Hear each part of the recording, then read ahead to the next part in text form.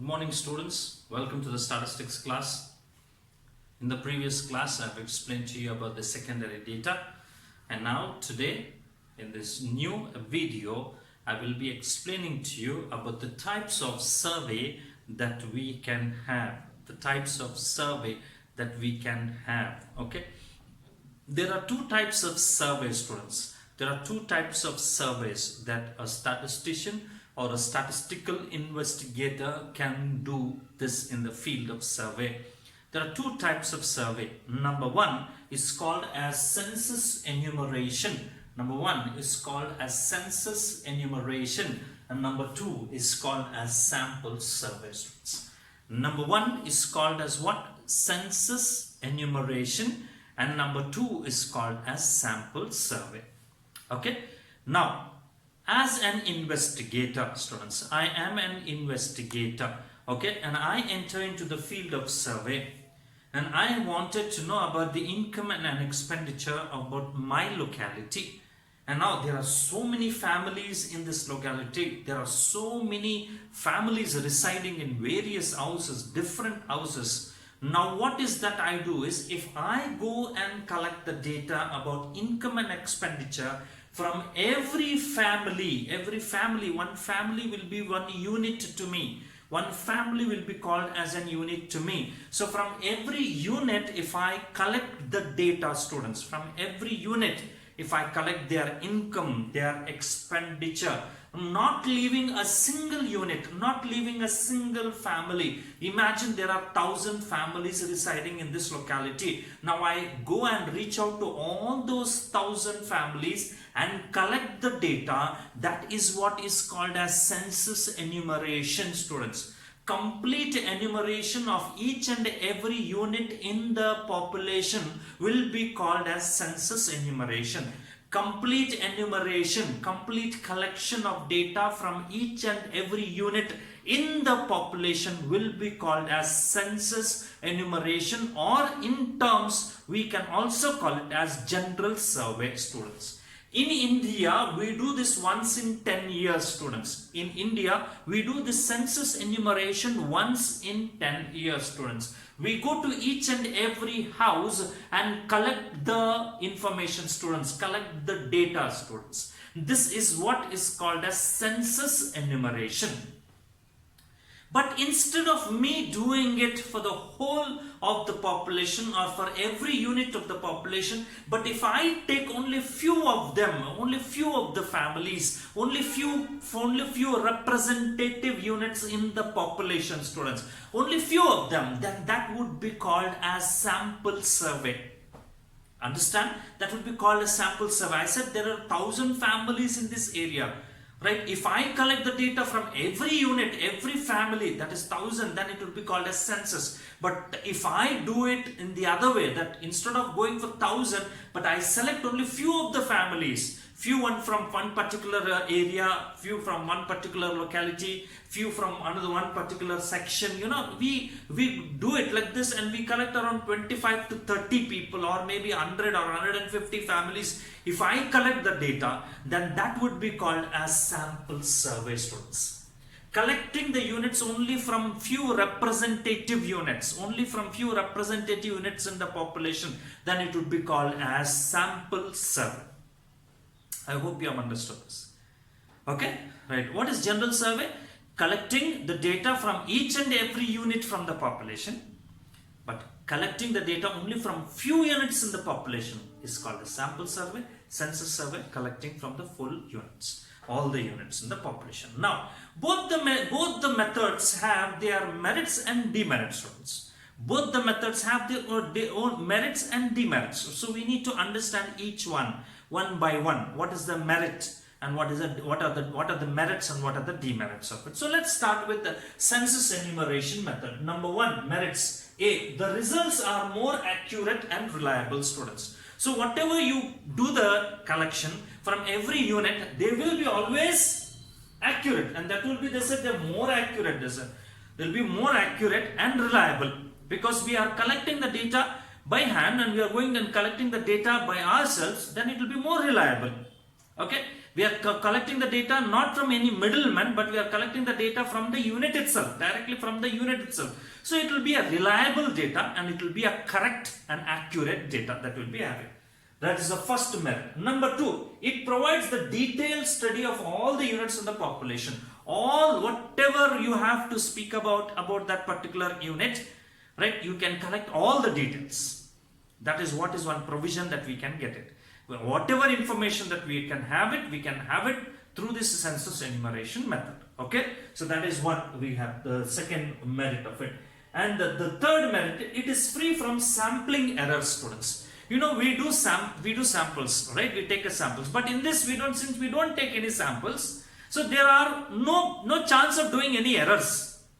Okay, in the sampling. So at certain times we may pick a wrong sample, or we may pick a right sample, but we may not be getting the correct data. You know, all these things will be there when we do the sampling, right? But when we are doing this, collecting the data from each and every unit, so there is no scope of sample. There is no scope of sample errors or sampling errors, students. So that's why it's free from sampling errors, they said. Okay, so these are the merits of census enumeration. What are the demerits of census enumeration? Demerits. Number 1, it requires more money, labor and time. Yes, it requires more money. Money is required. Finance is required, because if we have to travel from place to place, we have to go a lot of time, many places we have to visit, and it takes a lot of time. At the same time, lot of labor, and we have to train them, all that we have to do. So that is the reason why it requires money, labor and time, students. Much will be absorbed by this method. It will be absorbed by this method, census enumeration method. Now, it is not possible in some circumstances when the universe is vast. When the universe means when the population is very vast. When it is so big, right, it is not possible for us to conduct this census enumeration.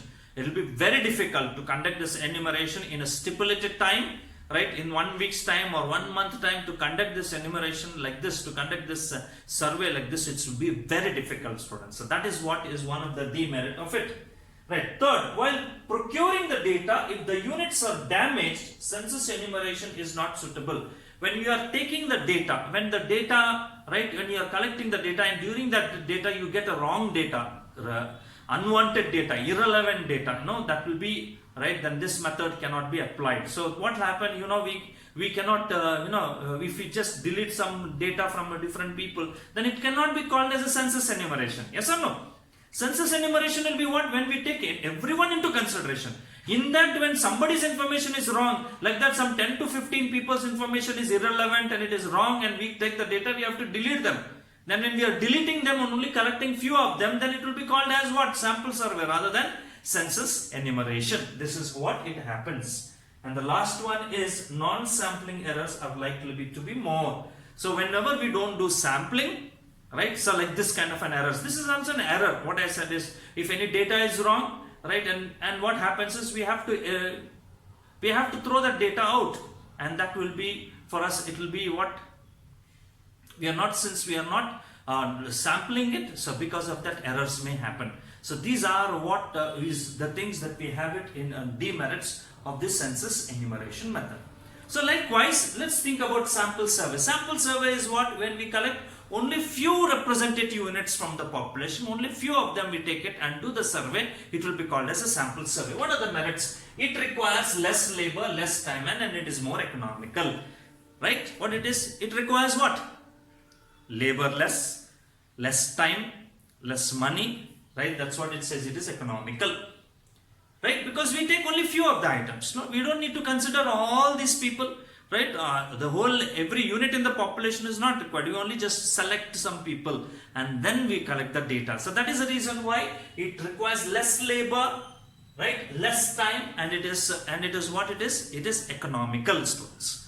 Okay? Next, it is more scientific, more methodical.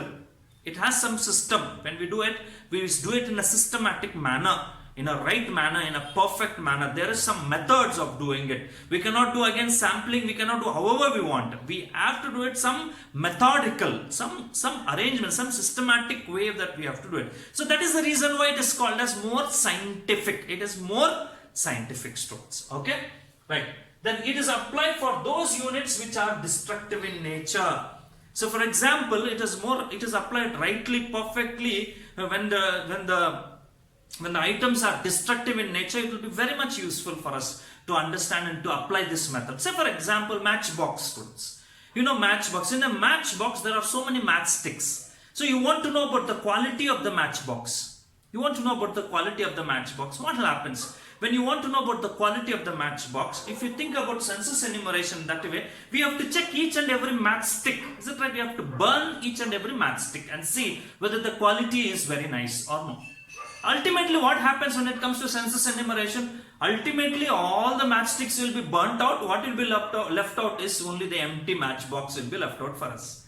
Right? That means this method is not applied for it. Right? But when it comes to sample survey, this method, this testing of matchbox will be very much applied. Because these are destructive in nature. These matchsticks are destructive in nature. So what to know about the quality of the matchbox? What we do is, it's not necessary that we have to check every matchstick quality. Just take only 5 to 6 of the matchsticks. Just test it. If they are burning good and if it is good, then we can say the quality of the matchbox is good and perfect. So when those items are destructive in nature, sample survey is the best. Okay, sample survey is the best. It is free from non-sampling error.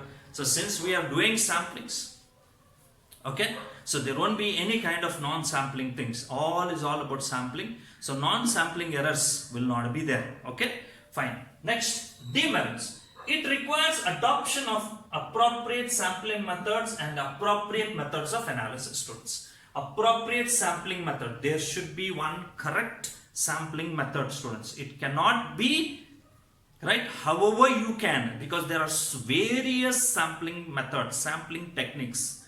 Okay, selecting a sample from the population, not choosing a sample from the population. There are various methods, students, and we have to select the right method for the right survey, and we also have to select the right method of analysis, students. That is most important, and certain times we do wrong. That is what is one of the disadvantage of it. Okay, right. Next, if the population is too heterogeneous in nature, heterogeneous in nature means too many groups of people are there. Too many groups of people are there. Right? There are so many various kinds of people are there. Homogeneous, right? You know, one set of people, one group of people, that is okay. Heterogeneous means many people are there. Then that time to choose a sample from this group you have to choose, from that group you have to choose, from this group you have to choose. It will be more complex, more complicated, more difficult. It would be. So that is what it is in the nature. The user sampling procedure is impossible. They said it is very much impossible when it is heterogeneous. Too many different types of units, different types of people that we have in this whole of community. Then to pick a sample from them, it will be very much impossible, highly impossible. Okay. Next, sampling errors are part and parcel. They are there always. In sample survey, there will be some errors will be there. Sampling errors will be there. Some errors will be there when in terms of doing the sampling techniques. Okay, they are always part and parcel. They said they're part and parcel of the survey. Without that, it will not happen. So we need to calculate those errors, and based on those errors, we have to do all this analysis also. So that way we keep on doing it, students. Okay, so these are what we have it for us. Right, two types of survey. One is called as what? Census enumeration, and the other one is called as what? Sample survey. Census enumeration, complete enumeration of each and every unit in the population. And when it comes to sample survey, it is all about what? It's all about some particular representative units in the population we take and then we study, then it would be called as sample survey. Okay, the merits and demerits are there, students. Okay, so this is also very important question of 5 marks, students. Very important question of 5 marks. Okay, what are the types of survey, and explain them with the merits and demerits. Okay, so you need to know these things, students, understand them, go through it once again, each one. If ever you have any doubts, you can call me, you can ask me, you can text me. I will be there to help you, students. Okay, fine. Thank you very much for patiently hearing this class. So in the next class, we will think about the next thing, that is nothing but we have methods of sampling. We call it as methods of sampling. So we learn some methods of sampling. Okay, thank you very much. Bye bye.